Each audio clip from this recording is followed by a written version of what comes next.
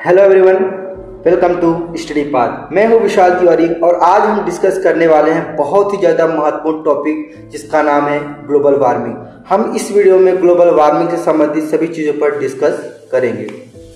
तो हम इस वीडियो में निम्न बातों पर डिस्कस करेंगे।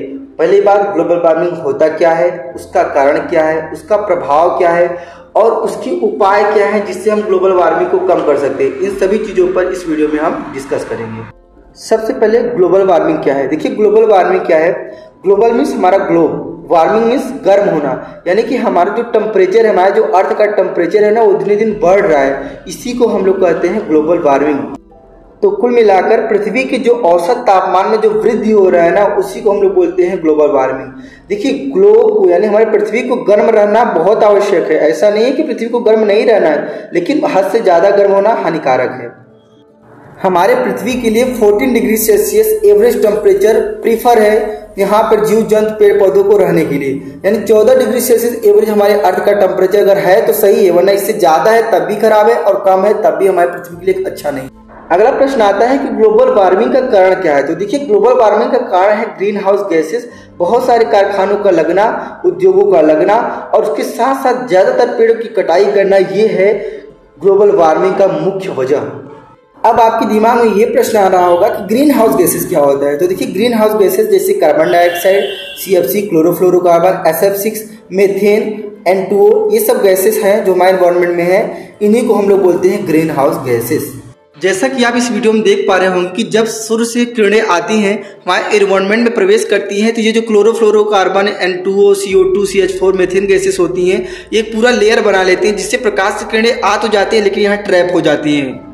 तो कहने का तात्पर्य ये है कि जब हम बहुत सारे इंडस्ट्रीज लगाते हैं तो इससे निकलने वाला जो CO2, NO2, CH4, methane, CFC gases होती हैं, ये हमारे एनवायरनमेंट में एक लेयर बना लेती हैं। चूँकि प्रकाश की किरणें हमारे एनवायरनमेंट में आती तो हैं, इन गैसेस की वजह से ये हमारे एनवायरनमेंट में ही, और जब प्रकाश की किरणें यहाँ आकर ट्रैप हो जाती हैं, यहाँ फंस जाती हैं इस लेयर पे, तो ये क्या करती हैं, धीरे धीरे हमारे इन्वायरमेंट के टेम्परेचर को इंक्रीज ही करती हैं। और ये टेम्परेचर जो इंक्रीज होता है यही ग्लोबल वार्मिंग कहलाता है और इससे हमारा पृथ्वी का टेम्परेचर बढ़ रहा है।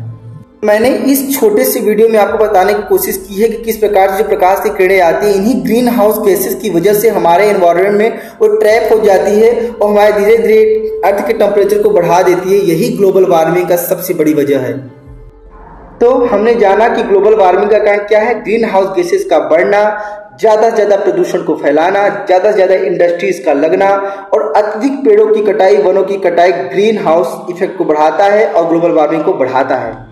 तो अब हम देखेंगे कि ग्लोबल वार्मिंग का प्रभाव क्या होता है पृथ्वी पर। तो सबसे पहले टेम्परेचर इंक्रीज होगा पूरी पृथ्वी का, उसके साथ साथ जो ग्लेशियर है नॉर्थ और साउथ पोल पे वो पिघलने लगते हैं, उसके साथ साथ क्लाइमेट चेंजेस होते हैं और बहुत सारी प्रजातियां नष्ट हो जाती हैं।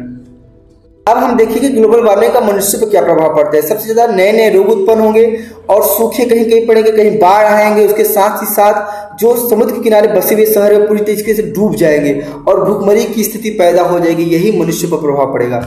अब हम बात करेंगे ग्लोबल वार्मिंग के रोकने के उपाय। तो देखिए, सबसे पहले हम अपने पृथ्वी को गर्म करने से रोक सकते हैं। निम्न तरीके अगर अपनाते हैं जो मैं आपको बताने वाला हूं, तो जरूर हम इस पे काफी हद तक सफलता प्राप्त कर सकते हैं। तो वो कौन कौन से उपाय हैं ग्लोबल वार्मिंग को रोकने के लिए। तो सबसे पहले हम ज़्यादा से ज़्यादा पेड़ लगा सकते हैं और पेड़ों की कटाई को कम कर सकते हैं। जो बड़े बड़े इंडस्ट्रीज हैं उनको हम ये कह सकते हैं कि आप ग्रीन एनर्जी यूज करिए, ज़्यादा से ज़्यादा पोल्यूशन कम करने का प्रयास करिए।